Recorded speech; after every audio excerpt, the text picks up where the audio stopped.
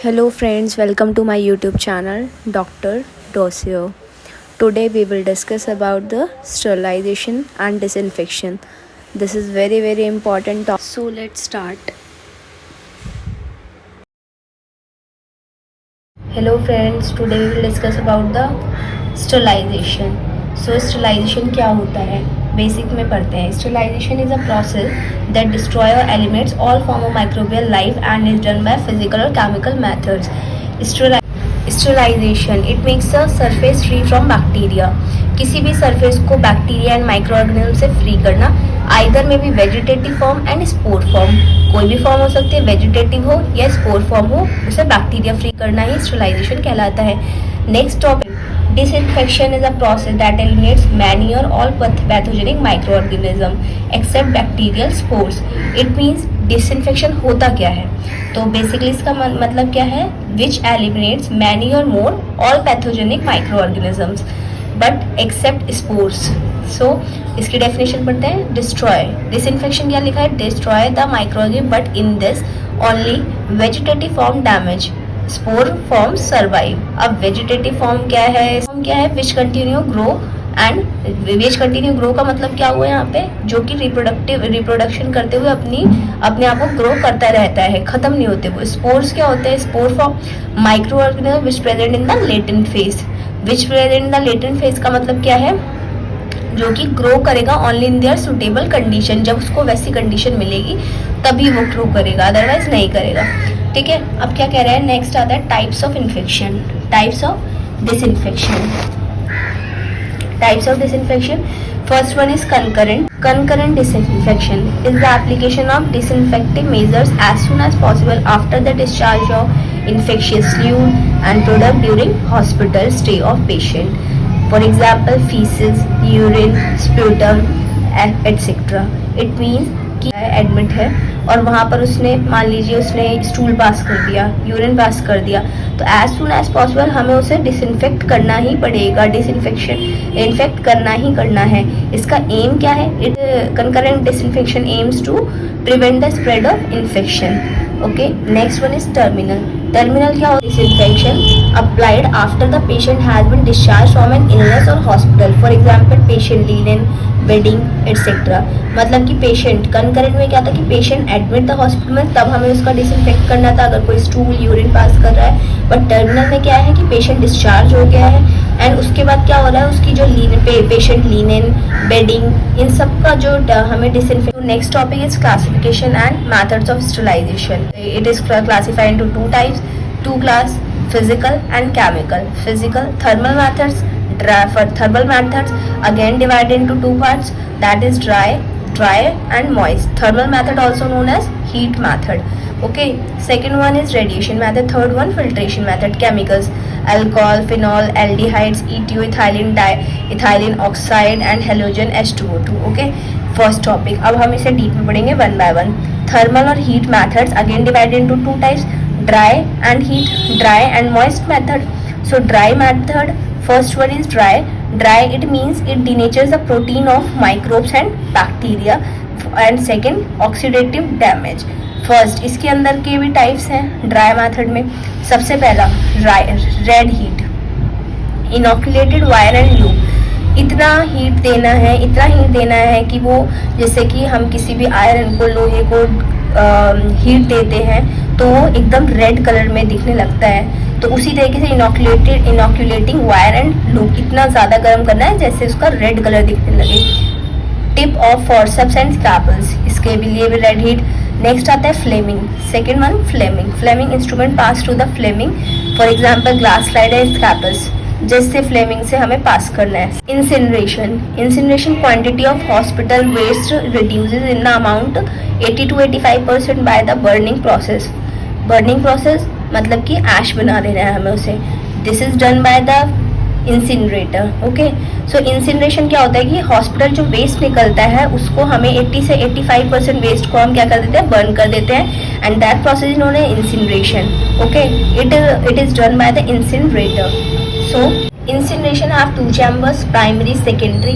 Primary is temperature is Primary temperature is 600 to 700 degree Celsius, secondary temperature is 1000 to 1100 temperature. For example अब use कहाँ कहाँ करेंगे incineration method का, जो कि हमारा किस में है, ड्राई हीट में. ठीक है, तो for example human anatomical waste, human anatomical waste को डिस्पोज कैसे करेंगे हम, इंसिनरेशन मैथड से.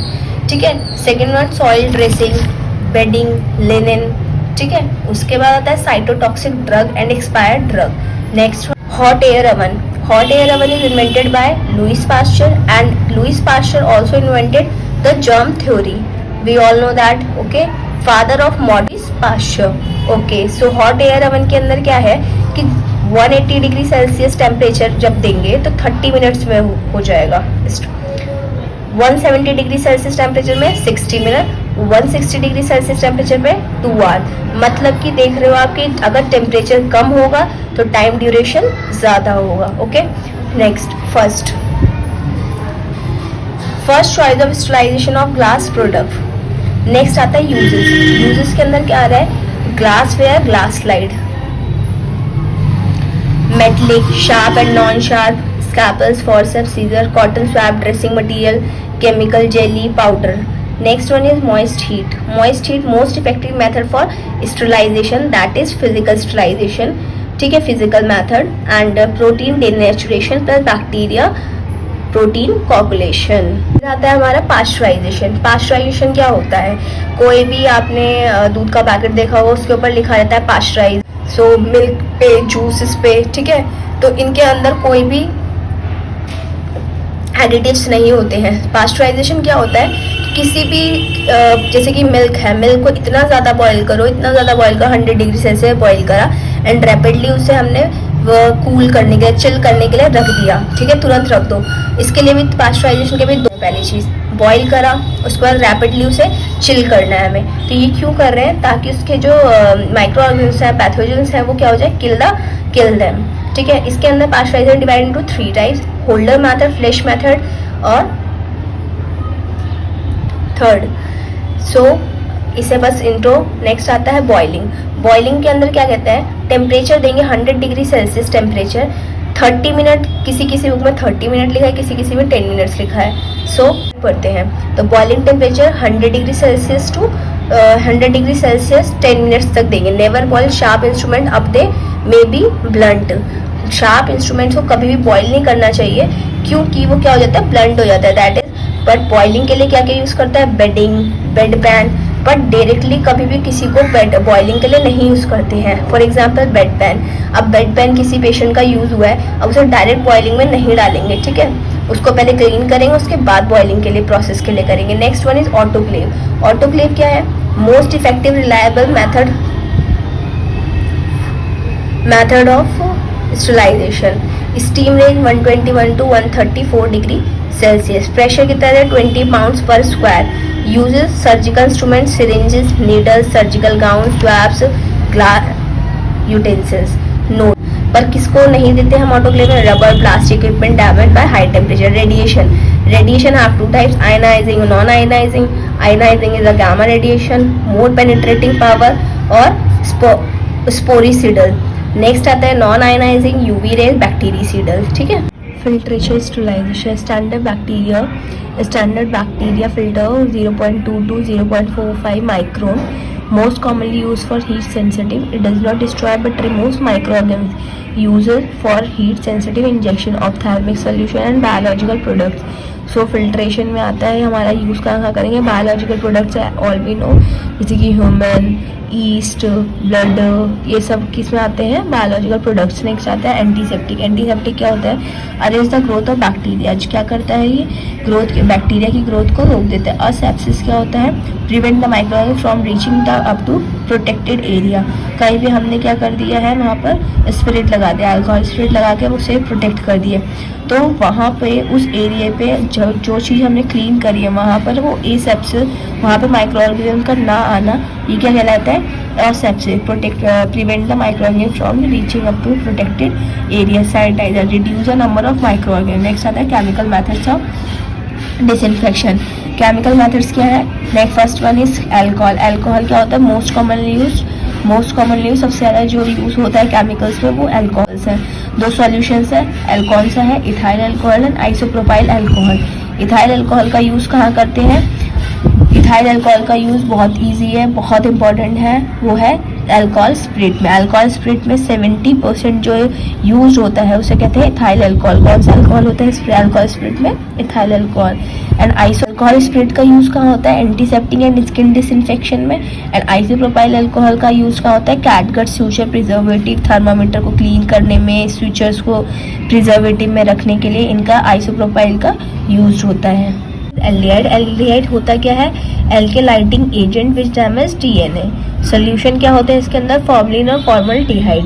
फॉर्मलिन और फॉर्मल्डिहाइड का जो क्वांटिटी है वो क्या है, 40% भी हो सकती है, 37% सॉल्यूशन भी हो सकता है इसका। हर डिफरेंट बुक में डिफरेंट इसकी रेंज। सो यूज़ क्या होता है, फ्यूमिगेशन ऑफ वार्ड और ओटी। फ्यूमिगेशन ऑफ वार्ड और ओटी, पहले क्या करते थे कि फ्यूमिगेट करते थे किसका, एल्डिहाइड एल्कलाइटिंग एजेंट से ही फ्यूमिगेशन करते थे वार्ड्स और ओटी का। Nowadays it will replace with fogging. And fogging कैसे करते हैं, वेपराइज H2O2। H2O2 क्या होता है, हाइड्रोजन पेरोक्साइड। और H2O2 की कितनी मात्रा लेते हैं हम, हाइड्रोजन पेरोक्साइड कितनी रेंज में लिया जाता है, कितनी क्वांटिटी में, 59% होता है। अब फ्यूमिगेशन क्या होता था और फॉगिंग क्या होता था, तो here is a difference. Fumigation है स्प्रेड लिक्विड स्प्रेड करते थे, एंड फॉगिंग में क्या कर रहे हैं, स्प्रेड फॉग, मतलब कि पहले लिक्विड फॉर्म में था और अब फॉगिंग फॉर्म में है। Next one is halogen.